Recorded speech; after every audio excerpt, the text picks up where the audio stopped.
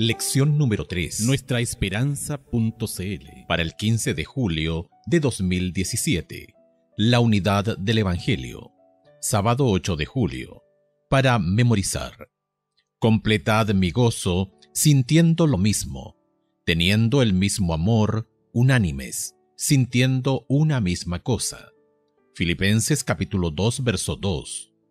El reformador protestante Juan Calvino creía que la desunión y la división eran la estrategia principal del diablo contra la Iglesia, y advirtió que los cristianos deberían evitar el cisma como la peste. Pero, ¿debería preservarse la unidad a costa de la verdad?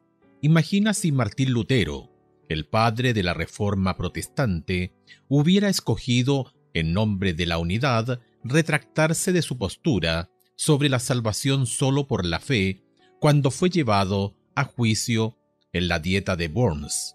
Si el reformador hubiera cedido en un solo punto, Satanás y sus ejércitos habrían ganado la victoria, pero la inquebrantable firmeza de él fue el medio de emancipar a la Iglesia y de iniciar una era nueva y mejor. Conflicto de los Siglos, página 153.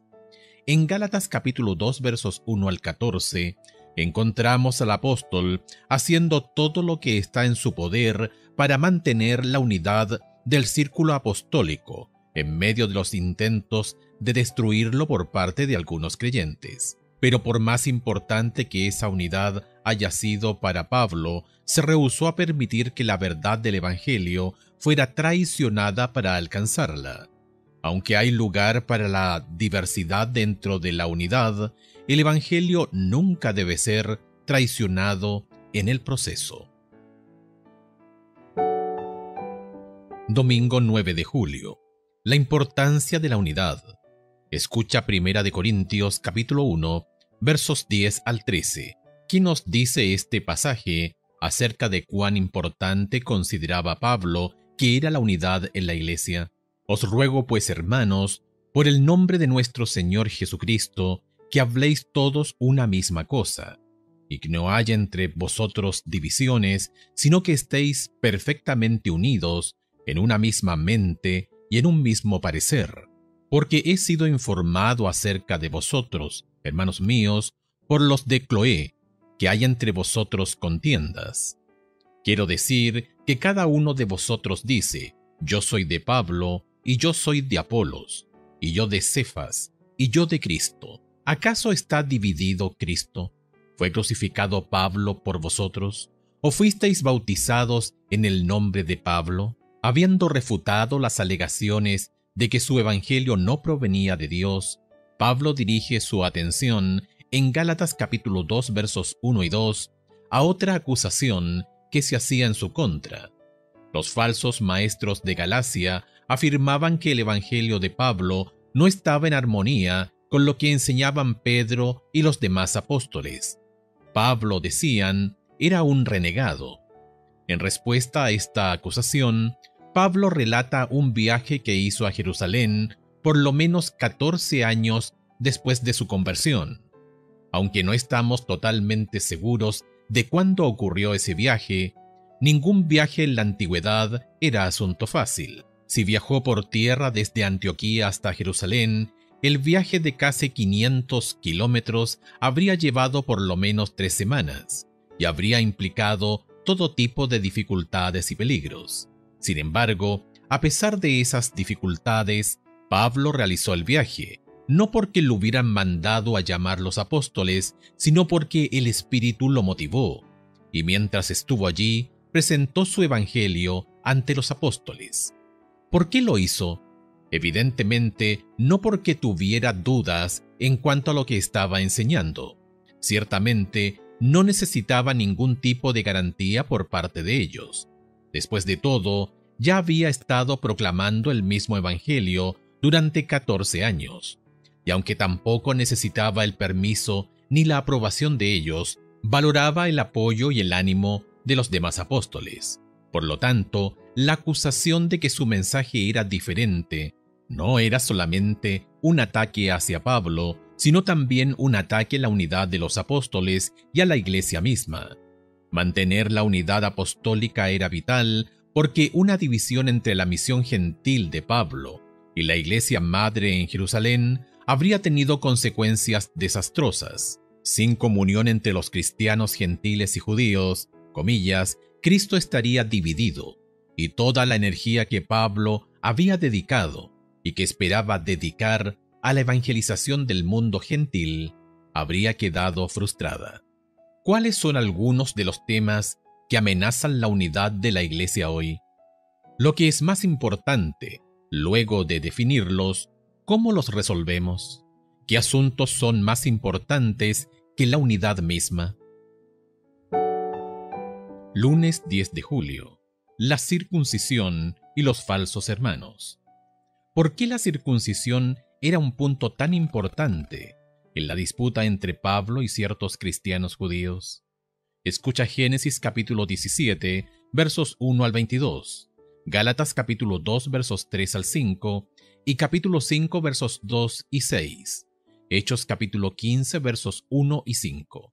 ¿Por qué no es tan fácil entender, como algunos pudieron haber creído, que incluso los gentiles debían circuncidarse? Génesis capítulo 17, versos 1 al 22. Era Abraham de edad de 99 años cuando le apareció Jehová y le dijo: Yo soy el Dios Todopoderoso, anda delante de mí y sé perfecto, y pondré mi pacto entre mí y ti, y te multiplicaré en gran manera. Entonces Abraham se postró sobre su rostro, y Dios habló con él diciendo: He aquí, mi pacto es contigo, y serás padre de muchedumbre de gentes. Y no se llamará más tu nombre Abraham, sino que será tu nombre Abraham, porque te he puesto por padre de muchedumbre de gentes. Y te multiplicaré en gran manera, y haré naciones de ti, y reyes saldrán de ti. Y estableceré mi pacto entre mí y ti, y tu descendencia después de ti, en sus generaciones, por pacto perpetuo, para ser tu Dios, y el de tu descendencia después de ti. Y te daré a ti y a tu descendencia después de ti la tierra en que moras, toda la tierra de Canaán, en heredad perpetua, y seré el Dios de ellos. Dijo de nuevo Dios a Abraham: En cuanto a ti, guardarás mi pacto, tú y tu descendencia después de ti, por sus generaciones. Este es mi pacto que guardaréis entre mí y vosotros, y tu descendencia después de ti. Será circuncidado todo varón de entre vosotros. Circuncidaréis, pues, la carne de vuestro prepucio, y será por señal del pacto entre mí y vosotros. Y de edad de 8 días será circuncidado todo varón entre vosotros por vuestras generaciones, el nacido en casa, y el comprado por dinero a cualquier extranjero que no fuere de tu linaje. Debe ser circuncidado el nacido en tu casa, y el comprado por tu dinero, y estará mi pacto en vuestra carne por pacto perpetuo. Y el varón incircunciso, el que no hubiera circuncidado la carne de su prepucio, aquella persona será cortada de su pueblo, ha violado mi pacto. Dijo también Dios a Abraham: A Sarai tu mujer no la llamarás Sarai, mas Sara será su nombre. Y la bendeciré, y también te daré de ella hijo. Sí, la bendeciré, y vendrá a ser madre de naciones, reyes de pueblos vendrán de ella. Entonces Abraham se postró sobre su rostro, y se rió, y dijo en su corazón: ¿A hombre de 100 años ha de nacer hijo? ¿Y Sara ya de 90 años ha de concebir? Y dijo Abraham a Dios: Ojalá Ismael viva delante de ti. Respondió Dios: Ciertamente Sara tu mujer te dará a luz un hijo, y llamará su nombre Isaac, y confirmaré mi pacto con él como pacto perpetuo para sus descendientes después de él. Y en cuanto a Ismael, también te he oído. He aquí que le bendeciré, y le haré fructificar y multiplicar mucho en gran manera. 12 príncipes engendrará, y haré de él una gran nación. Mas yo estableceré mi pacto con Isaac, el que Sara te dará a luz por este tiempo el año que viene. Y acabó de hablar con él, y subió Dios de estar con Abraham. Gálatas capítulo 2, versos 3 al 5. Mas ni aun Tito, que estaba conmigo, con todo y ser griego, fue obligado a circuncidarse, y esto a pesar de los falsos hermanos introducidos a escondidas, que entraban para espiar nuestra libertad que tenemos en Cristo Jesús, para reducirnos a esclavitud, a los cuales ni por un momento accedimos a someternos, para que la verdad del Evangelio permaneciese con vosotros. Gálatas capítulo 5 versos 2 y 6. Y andad en amor, como también Cristo nos amó, y se entregó a sí mismo por nosotros, ofrenda y sacrificio a Dios en olor fragante. Nadie os engañe con palabras vanas, porque por estas cosas viene la ira de Dios sobre los hijos de desobediencia. Hechos capítulo 15 versos 1 y 5. Entonces algunos que venían de Judea enseñaban a los hermanos: si no os circuncidáis conforme al rito de Moisés, no podéis ser salvos. Pero algunos de la secta de los fariseos que habían creído se levantaron diciendo: es necesario circuncidarlos y mandarles que guarden la ley de Moisés. La circuncisión era la señal de la relación de pacto que Dios estableció con Abraham, el padre de la nación judía. Aunque la circuncisión era solamente para los descendientes varones de Abraham, todos estaban invitados a entrar en una relación de pacto con Dios. La señal de la circuncisión fue dada a Abraham en Génesis capítulo 17. Esto ocurrió después del intento desastroso de Abraham al tener un hijo con la sierva egipcia de su esposa, de ayudar a Dios a cumplir la promesa que le hizo de darle un hijo. La circuncisión era una señal adecuada para el pacto. Era un recordatorio de que los mejores planes humanos nunca pueden lograr lo que Dios ha prometido. La circuncisión exterior debía ser un símbolo de la circuncisión del corazón. Deuteronomio capítulo 10 verso 16, capítulo 30 verso 6, Jeremías capítulo 4 verso 4, Romanos capítulo 2 verso 29. Representa despojarnos de la confianza en nosotros mismos y en cambio depender fielmente de Dios. Sin embargo, en la época de Pablo, la circuncisión se había convertido en una señal preciada de identidad nacional y religiosa. Eso no era lo que debía representar originalmente. Alrededor de 150 años antes del nacimiento de Jesús, algunos patriotas, por demás celosos, no solamente forzaron a todos los judíos no circuncidados de Palestina a circuncidarse, sino también se lo exigieron a todos los hombres que vivían en las naciones circundantes que estaban bajo su jurisdicción. Algunos hasta creían que la circuncisión era un pasaporte para la salvación. Esto puede verse en inscripciones antiguas que confiadamente declaran cosas como, comillas, los hombres circuncidados no descienden de Jena, el infierno. Sería un error suponer que Pablo se oponía a la circuncisión misma. Lo que Pablo objetaba era la insistencia de que los gentiles debían someterse a la circuncisión. Los falsos maestros decían, comillas, si no os circuncidáis conforme al rito de Moisés, no podéis ser salvos, cierre de comillas, Hechos capítulo 15 verso 1. El problema entonces no tenía que ver realmente con la circuncisión, sino con la salvación. La salvación es sólo por la fe en Cristo, o por algo que se puede obtener mediante la obediencia humana. Quizá hoy el problema no sea la circuncisión, pero ¿con qué cosas, si las hay, luchamos como iglesia que se asemejan a este problema? Martes 11 de julio. Unidad en la diversidad. Escucha Gálatas capítulo 2 versos 1 al 10. Pablo habla de los falsos hermanos, comillas, introducidos a escondidas, que entraban para espiar nuestra libertad que tenemos en Cristo Jesús para reducirnos a esclavitud. Gálatas capítulo 2 verso 4. ¿De qué son libres los cristianos? Escucha Juan capítulo 8 versos 31 al 36. Romanos capítulo 6 versos 6 y 7, Romanos capítulo 8 versos 2 y 3, Gálatas capítulo 3 versos 23 al 25, capítulo 4 versos 7 y 8 y Hebreos capítulo 2 versos 14 y 15.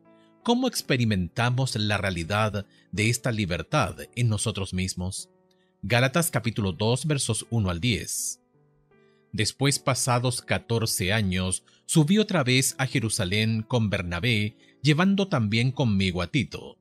Pero subí según una revelación, y para no correr o haber corrido en vano, expuse en privado a los que tenían cierta reputación el evangelio que predico entre los gentiles. Mas ni aun Tito, que estaba conmigo, con todo y ser griego, fue obligado a circuncidarse, y esto a pesar de los falsos hermanos introducidos a escondidas, que entraban para espiar nuestra libertad que tenemos en Cristo Jesús para reducirnos a esclavitud, a los cuales ni por un momento accedimos a someternos, para que la verdad del Evangelio permaneciese con vosotros. Pero de los que tenían reputación de ser algo, entre paréntesis, lo que hayan sido en otro tiempo, nada me importa.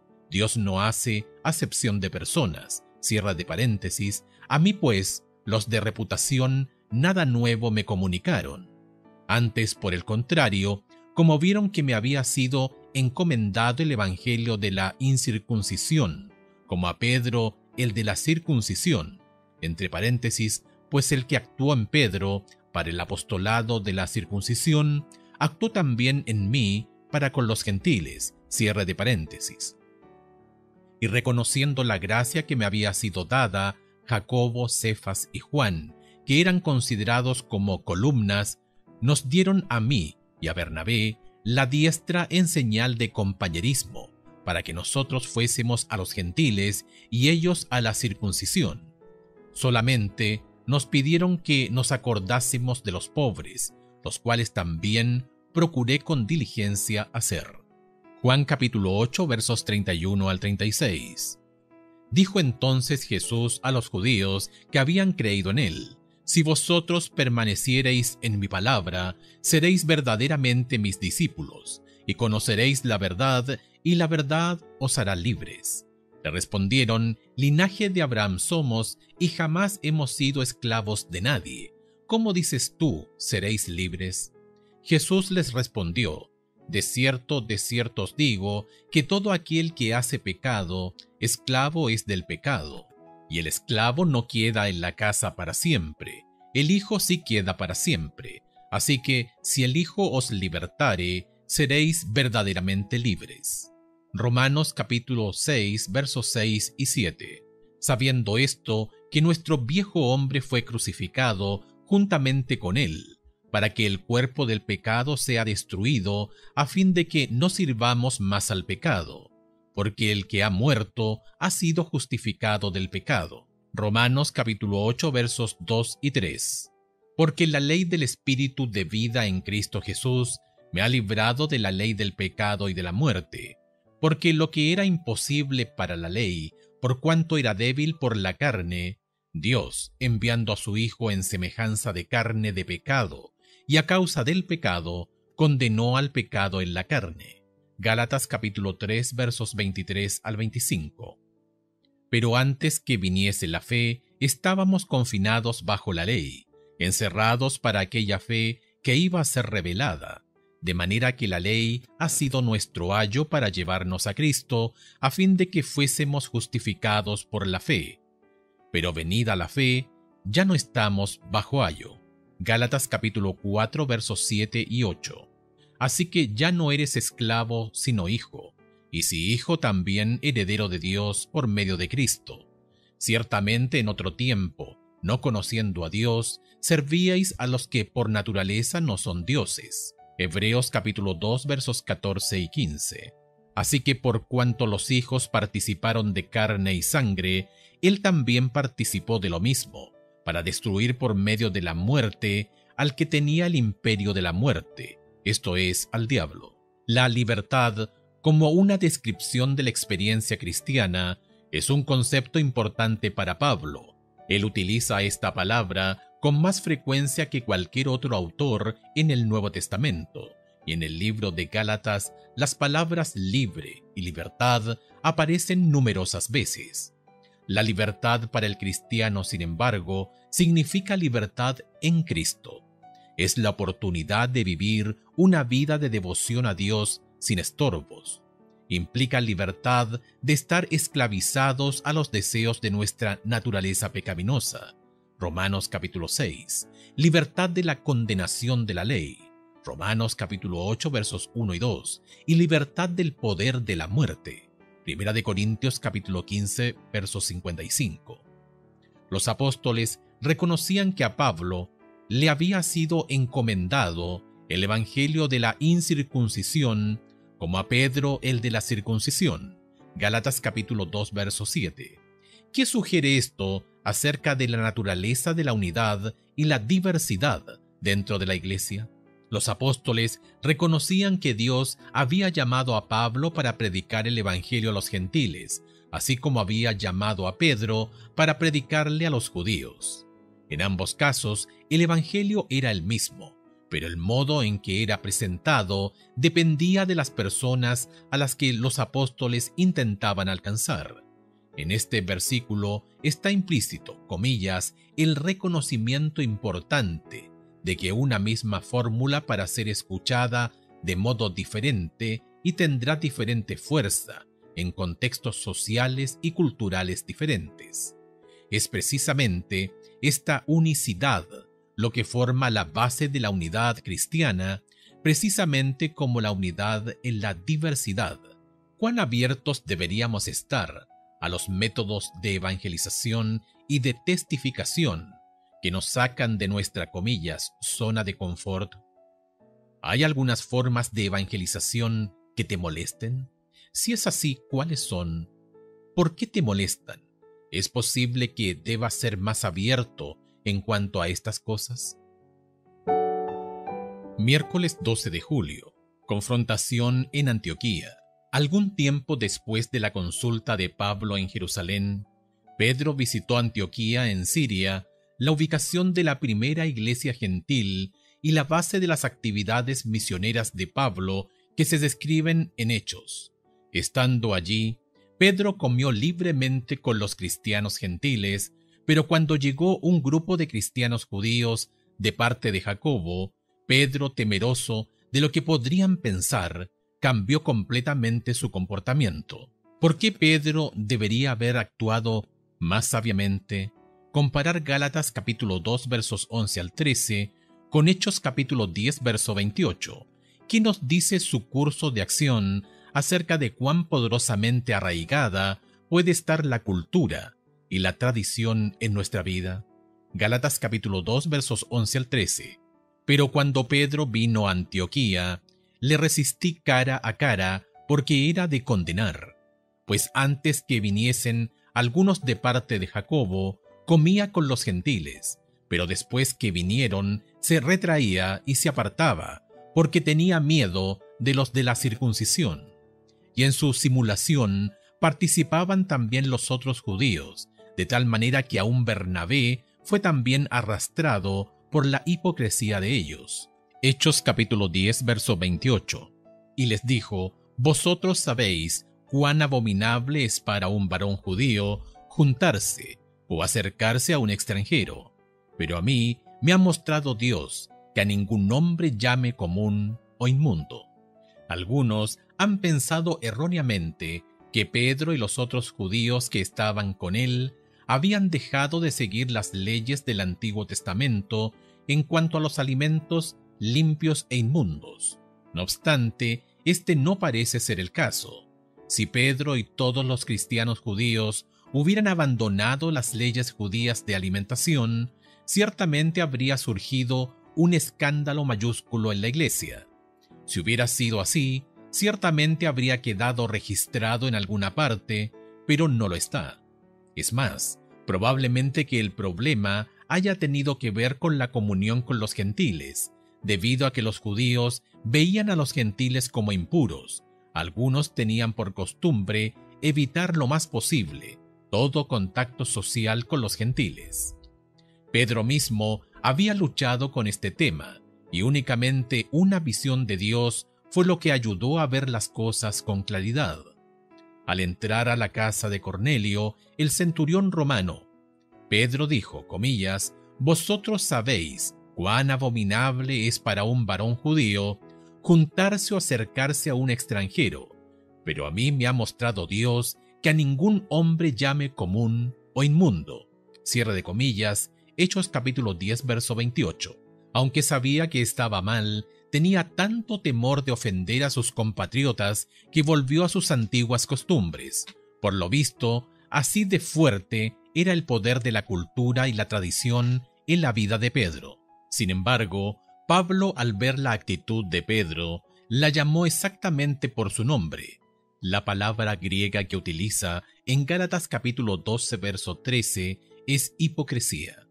Aún Bernabé, dijo Pablo, comillas, fue también arrastrado por la hipocresía de ellos, cierre de comillas, palabras fuertes de un hombre de Dios a otro.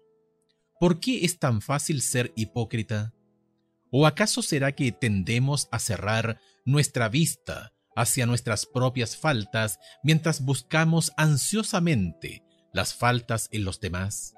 ¿Qué clase de hipocresía encuentras en tu propia vida? Más importante aún, ¿de qué manera puedes reconocerla y luego sacarla de raíz? Jueves 13 de julio. La preocupación de Pablo. La situación en Antioquía evidentemente era tensa. Pablo y Pedro, dos líderes de la iglesia, estaban en conflicto abierto, y Pablo no se guarda nada al pedir cuentas a Pedro por su comportamiento. ¿Qué razones da Pablo para confrontar públicamente a Pedro? Gálatas capítulo 2 versos 11 al 14. Pues cuando Pedro vino a Antioquía, le resistí cara a cara porque era de condenar. Pues antes que viniesen algunos de parte de Jacobo, comía con los gentiles, pero después que vinieron, se retraía y se apartaba porque tenía miedo de los de la circuncisión. Y en su simulación participaban también los otros judíos, de tal manera que aún Bernabé fue también arrastrado por la hipocresía de ellos. Pero cuando vi que no andaban rectamente, conforme a la verdad del Evangelio, dije a Pedro delante de todos, si tú, siendo judío, vives con los gentiles y no como judío, ¿por qué obligas a los gentiles a judaizar? Desde el punto de vista de Pablo, el problema no era que Pedro hubiese decidido comer con las visitas de Jerusalén. Las tradiciones antiguas sobre la hospitalidad ciertamente habrían requerido eso. El problema era, comillas, la verdad del Evangelio, cierre de comillas. Es decir, no era simplemente un problema de confraternización o prácticas gastronómicas. Las acciones de Pedro, en un sentido muy real, comprometían todo el mensaje del Evangelio. Escucha Gálatas capítulo 3 verso 28 y Colosenses capítulo 3 verso 11. ¿Cómo nos ayuda la verdad de estos textos a entender la fuerte reacción de Pablo? Gálatas capítulo 3 verso 28. Ya no hay judío ni griego, no hay esclavo ni libre, no hay varón ni mujer, porque todos vosotros sois uno en Cristo Jesús.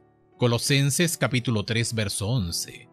Donde no hay griego ni judío, circuncisión ni incircuncisión, bárbaro ni escita, siervo ni libre, sino que Cristo es el todo y en todos. Durante la reunión de Pablo en Jerusalén con Pedro y los demás apóstoles, habían llegado a la conclusión de que los gentiles podían disfrutar de todas las bendiciones en Cristo sin tener que someterse primeramente a la circuncisión. La actitud de Pedro ahora ponía en riesgo ese acuerdo. Allí, donde antes los cristianos judíos y gentiles se habían reunido en un ambiente de confraternización abierta, ahora la congregación estaba dividida.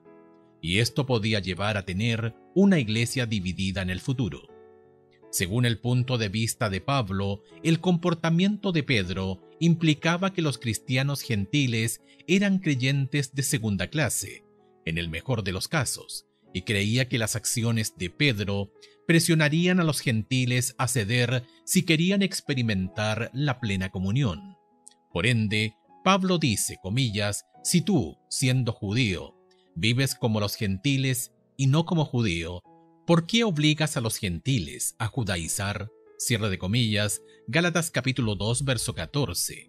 La palabra, comillas, judaizar, era una expresión común que significaba, comillas, adoptar un estilo de vida judío, cierre de comillas.